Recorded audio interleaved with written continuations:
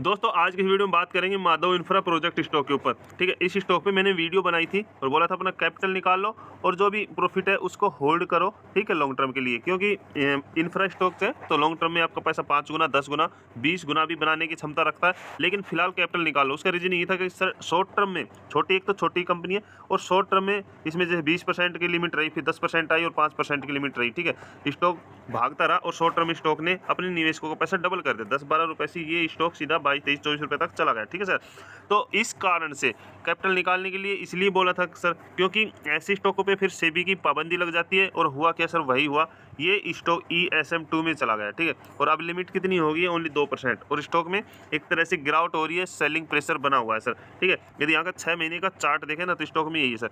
अब देखो गिरावट का नहीं कह सकता कहाँ तक गिरेगा।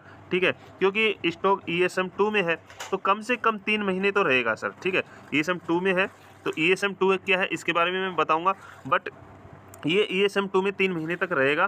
तो स्टॉक यहाँ देखो 131% का रिटर्न। ठीक है, तो अच्छा खासा रिटर्न बनाया है शॉर्ट टर्म में, क्योंकि जो कंपनी की वैल्यूएशन है वो फिलहाल कंपनी का है 572 करोड़ है। ठीक है, यानी कि 1000 करोड़ से, यानी कि जिसका मार्केट कम है उसके ऊपर सेबी की पाबंदी हो जाती है। जो स्टॉक 1 महीने 2 महीने में ही निवेशकों को पैसा डबल कर देता है, तो नए निवेशक वहाँ पे पैनिक ना हो, ट्रिप ना हो। ठीक है, तो इसमें एक तरह से ट्रेडिंग सी बंद सी हो जाती है और जो सर्किट है वो 2% का रह जाता है सर। ठीक है, यानी कि बड़ी गिरावट नहीं होती है। स्टॉक क्या होता है कि फिर 2% फिर गिरता है, फिर आप डाउन है कि वो फिर इसी पोजीशन में रहता है ना। उसमें 5 दिन अपर सर्किट लगा, 2% का फिर गिरावट हुई, 7 दिन या जैसे भी है, इस प्रकार से भगता है ताकि वो एक तरह से कंसोलिडेट करता रहे। ठीक है सर, यानी कि कंसोलिडेट करे और 3 महीने के पीरियड के बाद वो कम से कम ESM2 से बाहर आए। ठीक है, जो ESM2 है वो यही है सर, यानी कि इनहैंस सर्विलांस मेजरमेंट। ठीक है, मेजर यानी कि सेबी की कड़ी निगरानी में है जो कंपनी 1000 करोड़ से कम, जिसका मार्केट कैप कम है, उसके ऊपर ये ESM2 लागू हो गया है।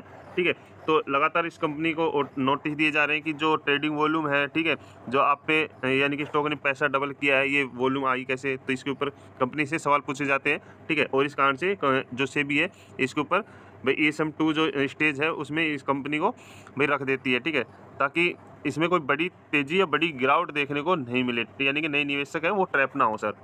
तो जिसके पास भी है भाई अभी तो होल्ड करो। देखो जिन्हें प्रॉफिट अपना होल्ड कर रखा है, कैपिटल निकाल लिया, वो तो होल्ड ही करो। बाकी जो यदि ऊपरी लेवल पे जाके बाइंग किया है तो मैंने ऑलरेडी बता रखे कि भागते हुए तेजी को देख के बाइंग मत करो, रीजन समझो। ठीक है सर, तो माधव को भी ओनली होल्ड करो जिसके पास भी है। तो गिरावट का देखो सर, गिरावट तो होने को कहीं भी गिरावट इसमें हो सकती है। हो सकता है ये जो चार्ट है, ठीक है, यूँ ही चलता रहे, यूँ चले फिर यूँ चले, या फिर यूँ आके ऐसे चले ना। ठीक है, तो ये एक ठीक है, स्टॉक कंसोलिडेट जितना करेगा उतना फ़ायदा है। ठीक है, यदि इस तरह से बड़ी कोई फिर से स्टॉक में पंप देखने को मिला तो स्टॉक 6 महीने के लिए ESM2 में क्या ESM4 3 में भी जा सकता है। बट कोई नहीं, अब जिसके पास है ओनली होल्ड करो।